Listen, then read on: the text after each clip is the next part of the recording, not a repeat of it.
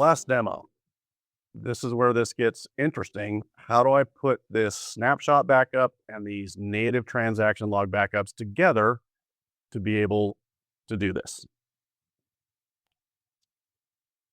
We're going to have a base VSS snapshot backup. We're going to restore that snapshot with no recovery. So that's a specific way in AWS that you're going to restore that. This capability is built into the VSS API.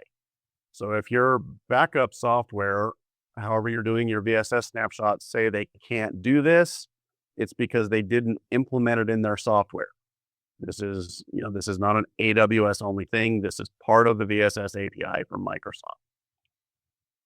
Then we're going to restore our transaction logs on top of that, no recovery, restored snapshot, and finally go through recovery. Okay, so how can we put this all together?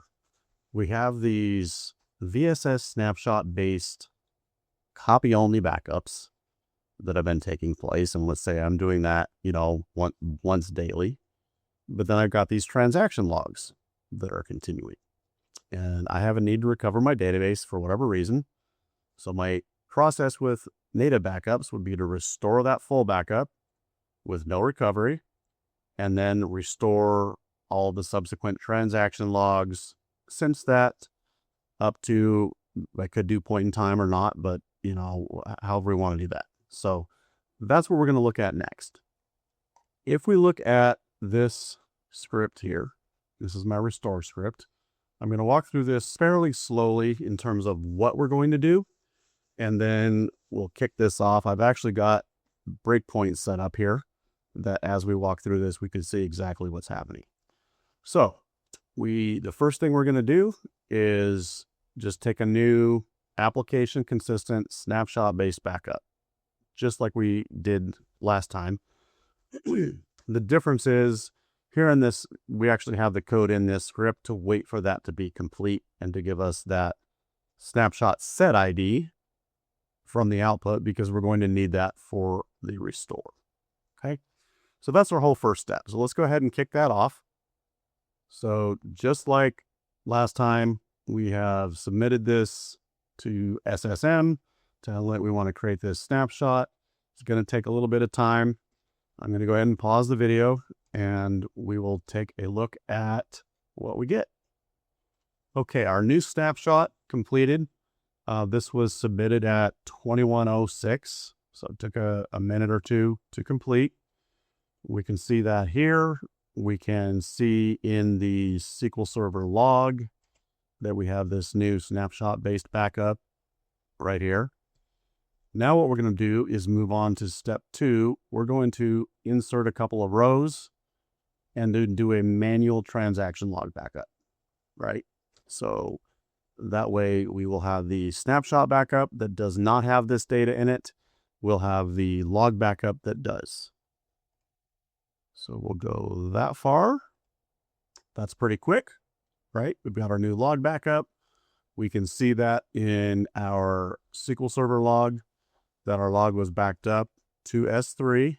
So this is our native backup going to S3, right?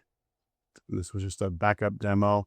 I could have done this with the OLA job, our regular log backup job, but then for the restore, we'd have to go figure out the file name and the path and everything else. And so this was easier for purposes of the demo. So we have a snapshot backup, a data change, a log backup. In our backup demo database, we can see that we have those 2 rows now. All right, let's continue on with our script.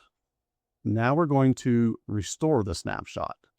What's interesting about this is that this is an actual AWS SSM command. So this is something AWS has built, and it's actually called Restore SQL Server Database with VSS.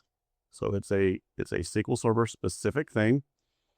We're giving it the snapshot that this is coming from, but we're also giving it the instance, the source database name, the target database name.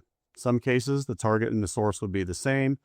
In this case, we're creating a new database called backup demo underscore VSS. We're saying restore with no recovery. So what will happen is when this is complete, we'll have a new database that has been restored, that's in no recovery, so that we can apply additional restores to it of transaction log backups. And we'll also see that because these are disk-based snapshots at the root, we're actually going to have additional disks, right? So that's one of the things to be aware of with how this works. So we'll go ahead. We can see this is running.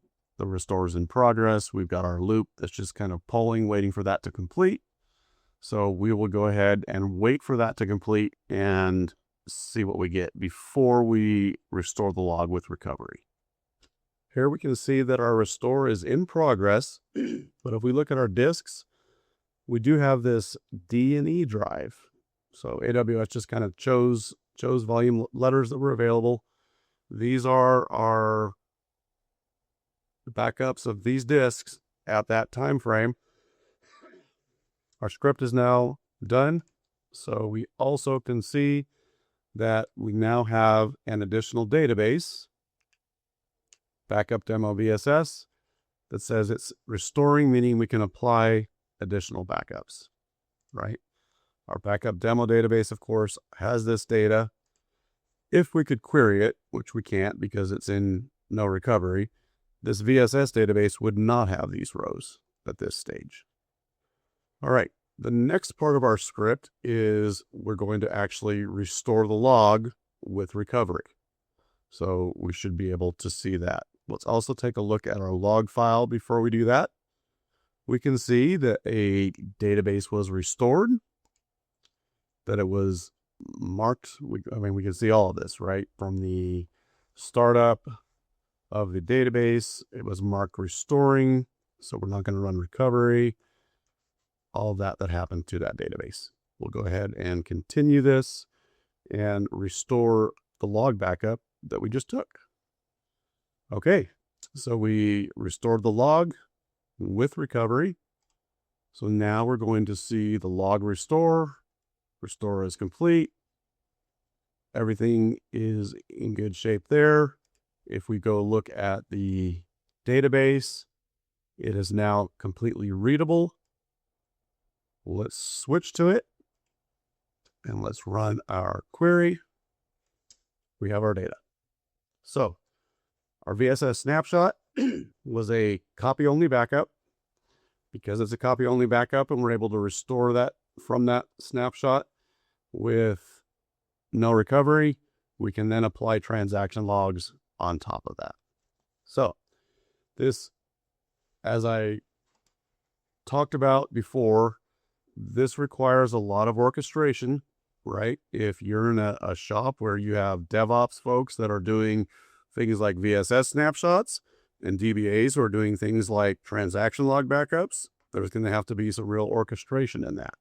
But this is a process that works, and in AWS, it can be a good solution for those databases that just are too big for the native backups to make sense.